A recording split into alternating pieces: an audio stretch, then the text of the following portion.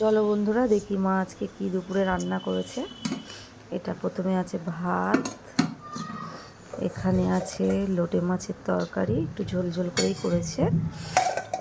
আর এখানে আছে সবজির তরকারি, ওই আলু কুমড়ো পটল দিয়ে করেছে।